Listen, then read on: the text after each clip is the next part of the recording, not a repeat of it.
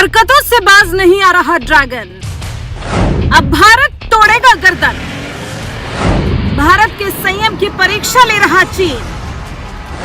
अब हद पार कर रहा है चीन। भारतीय सीमा को चीन ने घेरा। डोकलाम के पास भी बसा दिया गांव।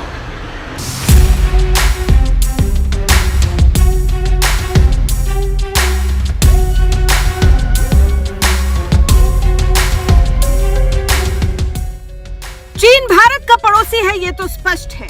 और अब स्पष्ट ये भी हो चुका है कि चीन भारत का दुश्मन भी है। अब इसमें कोई संशय नहीं रह गया है। पिछले कुछ सालों में जिस तरह का व्यवहार भारत की तरफ चीन का है, उसके बाद भारत तो उससे सतर्क है ही, उससे शांति वार्ता भी कर रहा है, एक अच्छा रिश्ता कायम करने के लिए प्रयासरत भी है। लेकिन ये तभी मुमकिन हो सकता है जब ये भावना दोनों तरफ से हो।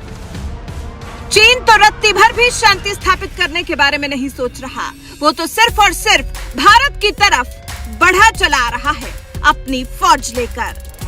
ये नरेंद्र मोदी सरकार के लिए अलार्मिंग स्टेज है। चीन की हरकतों को यहीं थाम देने की जरूरत है, नहीं तो आगे के परिणाम काफी खतरनाक साबित हो सकते हैं। एक मीडिया रिपोर्ट के मुताबिक हांगकांग से प्रकाशित होने वाले साउथ चाइना मॉर्निंग पोस्ट में लिखा है कि तिब्बत के लुंज क्वांची से शिजियांग क्षेत्र में काशगर स्थित माझा तक जाने वाला ये हाईवे नए राष्ट्रीय कार्यक्रम में प्रस्तावित 345 निर्माण योजनाओं में शामिल है। इस कार्यक्रम का लक्ष्य 2035 तक कुल 4,61,000 किलोमीटर लंबा हाईवे और मोटरवे बनाना है।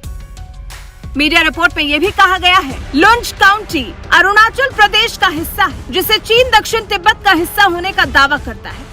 पिछले हफ्ते जारी की गई योजना के तहत G695 नाम से जाने जा रहे इस हाईवे के कोना काउंटी से होकर गुजरने की उम्मीद है। ये LAC के ठीक उत्तर में पड़ता है। काम्बा काउंटी की सीमा सिक्किम से लगी हुई है। गैरोंग काउंटी नेपाल की सीमा के करीब है। ये प्रस्तावित हाईवे तिब्बत, नेपाल और भारत के बीच स्थित बुरांग काउंटी और नगारी पॉन्ट के ज्यादा काउंटी से भी होकर गुजरेगी।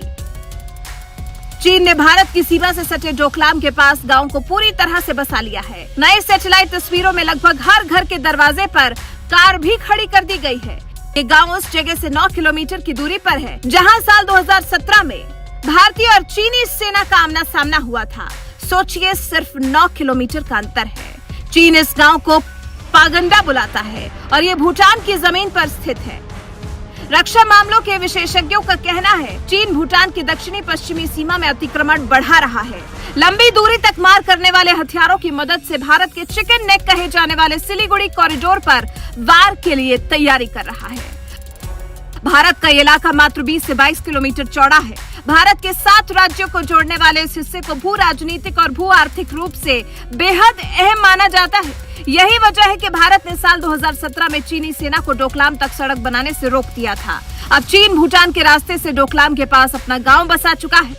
ये तब है जब चीन से शांति स्थापित करने के लिए भारत अपनी तरफ से 16 दौर की बातचीत कर चुका है, लेकिन ये सब विफल रहा है।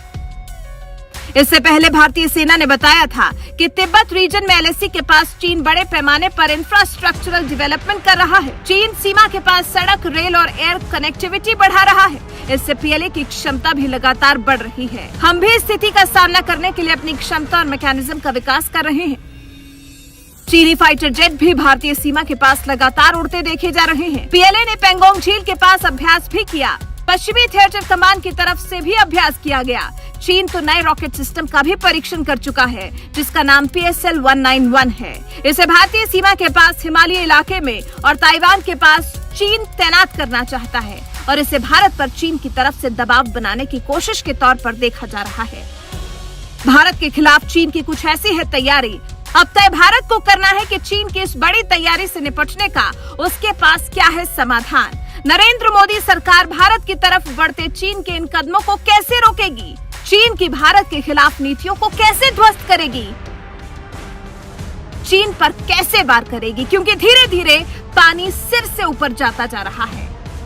ये वक्त है एक्शन का। थोड़ी सी देरी भी यहाँ भारी पड़ सकती है। इस बारे में आपका क्या कुछ कहना है? अपनी राय हमें कमेंट कर जरूर बताएं।